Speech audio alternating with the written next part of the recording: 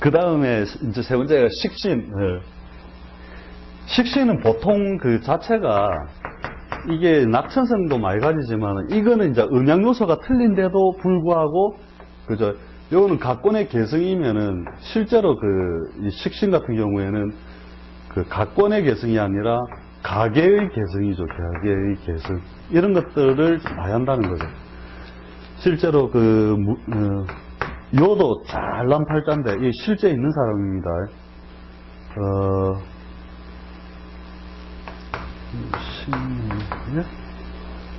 맞다. 경신의 자생. 이 경자생이었다, 경신. 경자가 붙나? 하여튼, 요렇게 생긴 팔자인데, 이분이 지금 이제 잘 아는 분인데, 자, 요것도 재성을 한번 보라는 거죠. 자, 오행적으로 우리가 토가 되고, 금도 되고, 그죠? 여기 요도 금이죠. 금이 되고, 여기가 수가 되죠. 자, 오행적으로 봐도, 토생금, 금생수에서 그 기운이 재성 하나에 머물렀죠. 경자생이거든요, 그분이. 그러면서 식신, 생재죠. 신자가 같이 돼 있잖아요. 그래서 식신이 있기 때문에 이분이 제조업을 하거든요. 근데 제조업이 부모님한테 받았어요. 부모님이 저 이북 분이신데, 이북에 그래서 넘어오신 분 있잖아요. 자수성 가신 분인데, 그분이 그 제조업 회사를 갖다가 물려주면서 얼마를 받느냐 하면, 자를 갖다가 건드리는 자가 형, 충, 파, 해, 공망이 없죠. 그죠? 실제 얼마를 받았냐면은 350억인가 받았는데, 원래 500억 정도 받아야 되는데, 빛나던 아저씨 때문에 아버지가 돌아가시기 전에 그 선물 있잖아요. 선물에 좀 많이 넣어놨는데, 갑자기 50배인가 이 차익으로 그 돈이 한 150억 날라가쁘고, 그래갖고 1년 뒤에 돌아가셨거든요. 그러고 받아갖고 350억 받았는데, 그 회사까지 그대로 다 물려받은 거죠. 이분이 더 낫죠. 이 땅에 내려와 있으니까. 그래서 보통 보면은, 이제 딱 식신이 생자하는 모양이, 이런 모양들이 가끔씩 하다 보면 보게 되거든요. 그래서 딱 보면, 저게 공망 맞느냐. 만약에 여기에 공망 맞으면은 뭐라고 해석하느냐 하면, 원래 그릇은 350억인데, 꽝! 이러면서, 꽝! 이러면 돼요. 그래서, 그 공망의 피해도 상당히 이제 크게 나온다는 거죠. 예, 공망은, 아무리 소리 잘 그렇죠. 네, 꽝. 그래서 공망을 피하는 게 최고 중요하다. 그 다음에 정관은 뭐냐면은 이제 정관. 이 정관은 뭐냐면 그대로 어차피 이제 상속의 의미도 있지만은 문서나 이제 어떤 그 집안의 형식 이런 것들을 다 물려받는 건데, 이것도 이제 어차피 실제적으로 이제 잘생기면 대부분 금전적이거나 이런 거는 잘 받기는 받아요. 그래서 문서나 이권을 받아도 정관이 생기면 확실하게 받는다. 그래서 딱 기본적으로 요 4개가 가장 중요하게, 하나라도 잘생기면 무조건 잘 산다. 이래 보시면 된다. 그래서 형 같은 경우에는 조금 훼손인자가 있다 보고, 공망은 거의 꽝에 가깝다. 이래 보시면 되죠. 그 다음에 이제 좀 재밌는 게 뭐냐면, 이 편재예요, 편재. 원래 이제 편재가 있어서 부모 재산을 받을 때 있잖아요. 이제 받게 되면은 이제 기본적으로 저거는 이제 무조건 어떤 정당한 수단으로서 가장 이상적으로 보고, 편재는 뭐냐면은 시간의 왜곡이 있어요. 시간의 왜곡. 이 시간의 왜곡이 뭐냐? 그 편재의 속성이 뭐예요? 원래 내 거가 아니기 때문에 등락 과정을 자꾸 거치죠. 이렇게. 그 정제 같으면 뭔가 안정적인 재물로서의 그 의미가 있는데, 그래서 아버지의 삶이 이 편재의 요소의 흐름과 뭔가 부합했다는 거거든요. 편재가 드러났다는 것은. 그렇게 되면은 이 편제에 의해 어떤 일이 벌어지냐면, 세월 좋을 때 받아라. 아버지 잘 나갈 때 받아라. 아버지 잘 나갈 때 받으면 정제보다 더 많이 받고, 아버지 그때 못 받아보면 오히려 빚만 받는다. 이게 편제의 속성이에요. 그래서 옛날에 편제를 이야기할 때도 해골집 지어보고 초가상걸 살아보고 막 이렇게 애어노랬죠.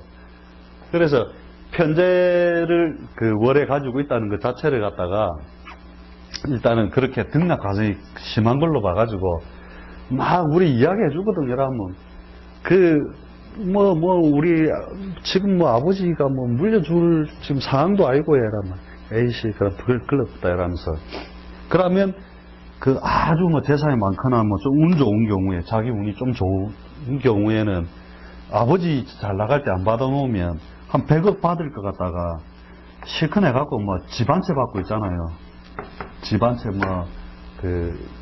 겨우 1억짜리 2억짜리 집 한 채 겨우 받고 겨우가 중요합니다. 겨우 겨우 받고 이런 식이 되는 거죠. 그래서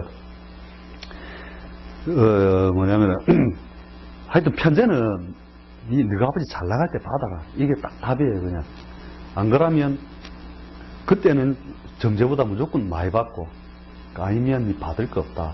이렇게 해주면 됩니다. 그 다음에 제일 재밌는 게 이제 여러 가지 육친 중에서 상관이 제일 재밌습니다. 원래 상관이 있으면 이 상관은 뭐냐?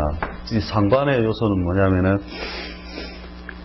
이 조건이 붙거든요. 이 상관만큼은 이 상관은 뭐를 해도 항상 말이 많죠. 첫 번째로 아버지한테 받으면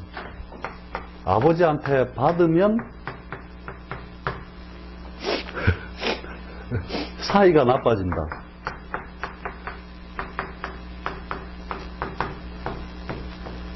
특징입니다. 그래서 아버지한테 뭔가 받아놓고 뭐냐면 이제 재벌집 2세들 보면은 아버지한테 받을 거 싹 다 받아놓고도 그 여자 때문에 집안에서 원치 않는 결혼을 이래서 아버지는 내 뜻을 모른다면서 막 싸우고 하잖아요. 그게 상관의 속성이라고 이해하시면 돼요. 그래서 아버지한테 받으면 사이가 나빠진다. 그 다음에 두 번째가 뭐냐면은 받을 거 없으면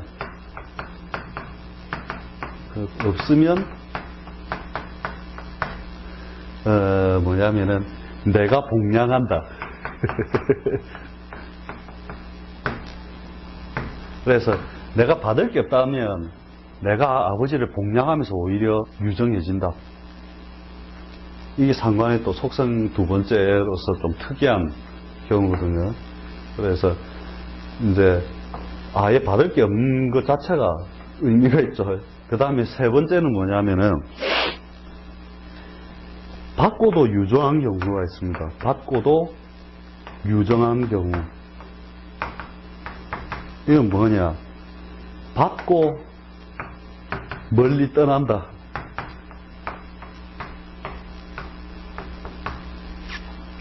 그래서 뭔가 받았는데 멀리 떠나지 않으면 문제가 꼭 발생을 한다는 거죠. 그래서 부모한테 유산을 받고도 내가 뭔가 자꾸 옆에서 그걸 하면 결국은 자꾸만 다투거나 싸워야 되거나 할 일들이 자꾸 발생을 하기 때문에 상관이 이제 그렇게 월에 이제 갖춰지면 좀 그런 특성에 대해서만 쭉 이야기해 줘도 돼요.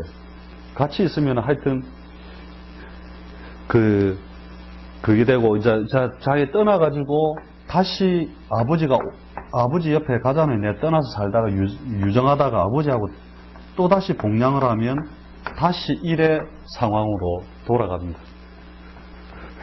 그래서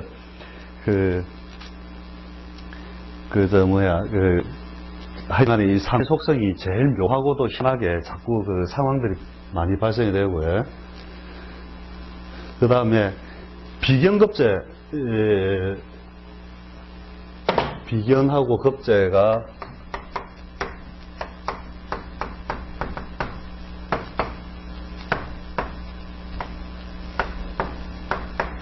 비견급제는 원래 기본적으로 격에서도 한번 다뤘던 거지만은 이 비견하고 급제에 의하여 잡았다는 거 원래 경일주면은 그죠 유가 그거잖아요 그죠 급제잖아요 그죠 이런 식으로 이제 되면 무조건 이렇게 보면 돼요. 이것도 이제 그게 있는데 첫 번째는 뭐냐면은 부모한테 첫 번째 받을 것이 기본적으로 없다 이렇게 보시면 되고 그래서 원래 뭐냐면 비급의 분탈 요소에 의하여 형제나 그죠 형제나 아니면 친구 그 다음에 뭐 동업 등을 통하여 받으면은 요렇게 깨먹는다는 거죠. 받으면 깨먹는다. 그래서 받으면 깨먹고 그 다음에 세 번째는 뭐냐면은 지켜지는 경우가 있다는 거죠. 재물에. 급제는 원래 형제니까 그죠. 부모 자리에 옆에 있는 거 형제로도 보니까 급제라는 의미 자체가 그래서 형제한테도 분탈을 당한다는 항상 희생 요소를 같이 가진다는 거죠. 세 번째는 뭐냐면은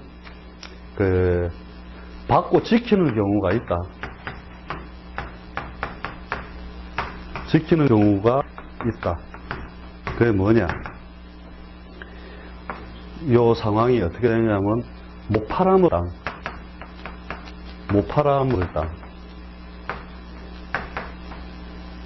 땅,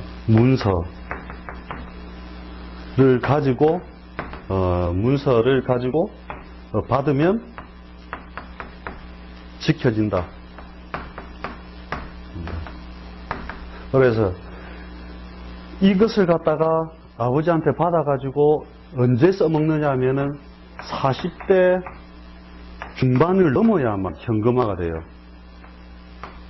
운도 필요 없습니다. 이게 원칙입니다. 40대 중반을 넘어야만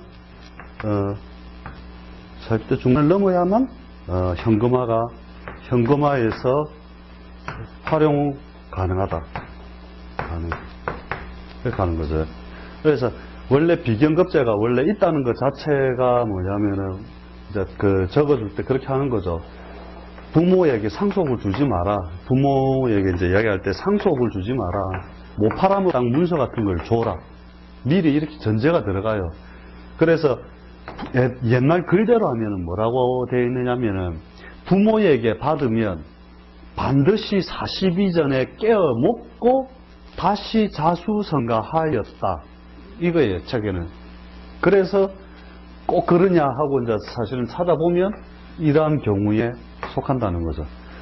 그래서 급제가 또 틀립니다. 이게 경이 유하고 갑이 묘하고 둘 다 급제가 이렇게 있는 거잖아요. 그죠? 둘 다 양인으로서 있는 건데 여기는 원래 못 받았고 요는 받아 먹고 깨문거든요. 왜 그런지는 아시겠습니까? 알고 계신 분이 있었네. 예. 그렇죠. 목은 현금의 개념이 아니잖아요. 그죠? 오행적으로 현찰의 개념이 아니었고, 그죠? 요거는 신유는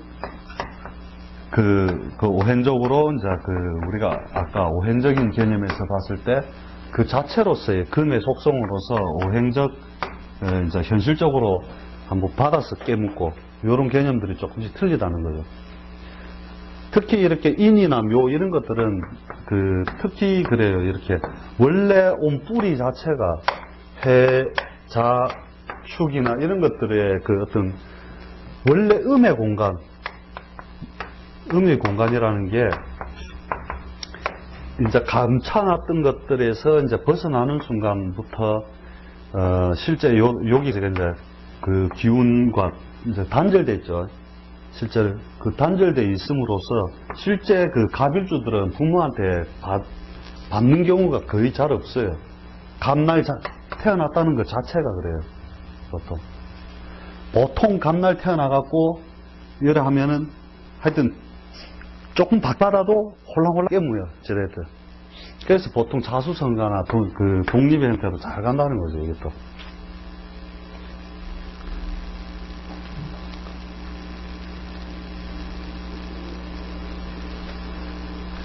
그 다음에 하나 빠져온 게 평관, 예.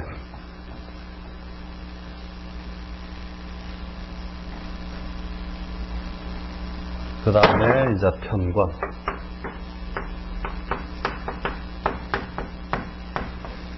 편관은 기본적으로 주기는 주는데 항상 간섭이다. 수시 간섭. 사사건건 시비.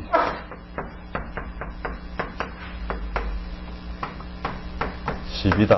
그래서 이 편관 요소는 괜히 받아놓고 이제 뭐 해갖고 이런 식으로 해가지고 가는데, 이 편관이라는 것 자체가 뭐냐면 부모자 이제 편관 거니까 그죠. 부모님이 명예의 굴곡사라는 거죠. 아까는 편제는 이제 부친의 그 재물의 활동사에 굴곡이라면 보통 명예사에 관련하여 뭔가 활동을 펼쳤던 경우인데, 그것이 명예의 편이니까 보통 굴곡을 많이 거친 사람이다. 굴곡 과정이 있었던 거다. 이래 보는 거죠. 그래서 이 편관이 있다는 것 자체가 뭐냐면, 이제 그런 요소들로 인해 가지고 많이 가는데, 이제 신일주의 5가 이제 가장 좀 예편으로 쉬운 게, 얘 편관인데 천을 귀인도 되고, 그죠? 천을 귀인도 되고, 편관도 되잖아요, 라면. 그래갖고 한 번씩 그 주인 때문에 이렇게 주기도 팍팍 주는데, 제가 편관이 되어 놓으니까 한 목에 다 주지도 안 하고, 벅벅 한 번씩 주면서 사사건건 시비를 건나는 거죠, 이게. 자꾸만. 그래서 이제 여러 가지 하여튼 그 재밌는 경우가 이런 많이 있습니다. 그것도 보면. 그 속성대로 이제 그 적어줄 때, 남의 팔자 봐줄 때, 아까 내가 말한 대로 나도 그 이상 많이 적지도 안 합니다. 설명도 딱 그 정도 선에서만 보내주고 만데, 이제. 편.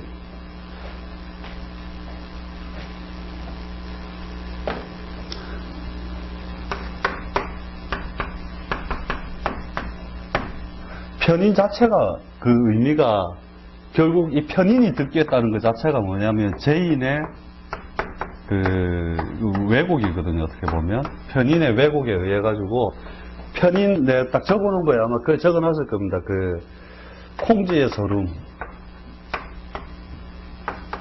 서름이죠. 그래서 편인 같은 경우가 가장 그 눈물의 세월 이렇게 보면 됩니다. 눈물. 그죠? 그래서 콩지의 눈물. 그래서 편인 자체를 뭐냐면 계모의 손에 자랐다. 계모의 손. 원래 엄마가 아니잖아요. 그죠? 정의는 정당한 상속인데 계모의 그 젖을 먹고 자랐다. 그죠? 계모의 젖을 먹었다. 그래서 편인은 원래 식상을 꺾는 행위잖아요. 그죠? 정당한 이 식신의 모양을 편인이 도식한 거거든요. 도자가 이래 가는데 도식. 그죠? 맞긴 맞는 것 같은데 도자가 어쩐지 좀 이상하다. 예. 맞아요. 이렇게도 쓰기도 하고 다른 도자로도 쓰는데 이렇게 하고 하여튼 뭐 맞지. 예. 하여간에 뭐 하여튼 도둑질해 가는 거나 식신을 도둑질해 가는 거나 뭐 같은 내용인데 하여튼 간에 그래가지고 이 도식 결국은 뭐냐면 편인 자체가 정당한 엄마의 상속 자체가 없다는 거고 그 다음에 식상에 그걸 없는 거니까 제가 그 편인의 아픔을 겪고 자랐다 아닙니까?